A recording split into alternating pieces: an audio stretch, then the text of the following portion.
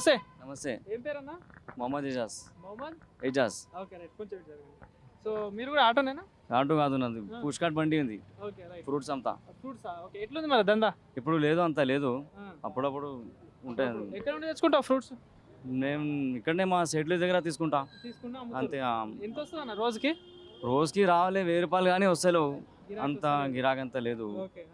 Mall so మీ కూడా ఇంట్లో ఎంతమంది ఉంటారు? దేనికి నార్మల్ ఇంట్లో ఇప్పుడు 5 members. 5 మెంబర్స్. సో అంటే మరి ఇప్పుడు రేట్లు అన్ని పెరిగినాయి, ఇప్పుడు గిరాకీ కూడా రావట్లేదు అంటున్నారు, మరి ఎట్లా ఇంట్లో పరిస్థితి? రేట్ పెరిగినాయి కానీ రేట్ ఫ్రూట్లో వస్తలేదు రేటు. అదే రేట్కి అమ్ముడుపోతుంది. అరే అక్కడ అంత ఉంది, అక్కడ ఎంత ఉంది అని తీసుకుంటారు గిరాకీ. గవర్నమెంట్ నుండి ఏమైనా స్కీమ్స్ కానీ పథకాలు అందుతున్నాయా? స్కీమ్ పెట్టాలి, గవర్నమెంట్ పెడతారు కదా. ఏం అందుతలేవా?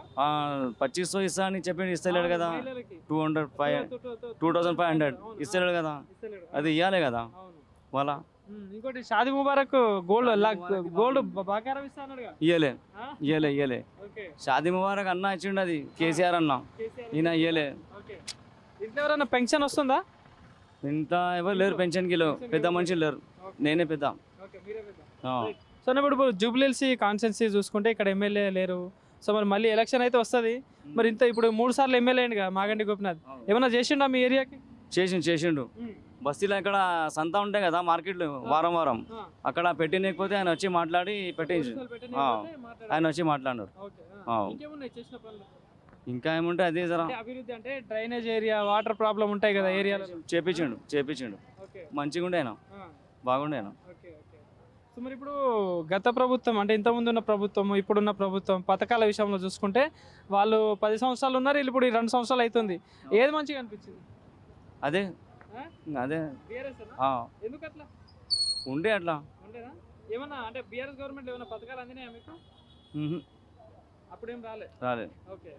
సో మరి ఇప్పుడు జూబ్లీహిల్స్ లో మళ్ళీ ఎలక్షన్ వస్తాయని చెప్పినా కదా ఇందాక, మరి ఎవరికి ఛాన్సెస్ ఉంటాయి గెలవడానికి? ఛాన్సెస్ అయితే ఇప్పుడు చెప్పాడు కదా మా పార్టీలో ప్రధానంగా 3 కాంగ్రెస్ అధికారంలో ఉంది, బీఆర్ఎస్ బీజేపీ ప్రతిపక్షం.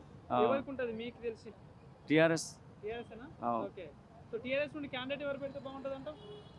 ఇప్పుడు విష్ణువర్ధన్ అన్న ఉన్నాడు, మళ్ళీ ఇక ఒకవేళ నిలబడితే వాళ్ళ భార్య ఏది మాగంటి గోపినాథ్ వాళ్ళ భార్య, ఎట్లుంటది? ఇద్దరు ఎవరికి ఉంటే బాగుంటుంది అంట? టీఆర్ఎస్ లా మాగంటి వాళ్ళ భార్య ఇస్తే బాగుంటుంది. బాగుంటుంది ఉంటుంది. ఎందుకంటే ఆయనకు చాలా ఎక్స్పీరియన్స్ ఉండే కదా, చేసింది కూడా.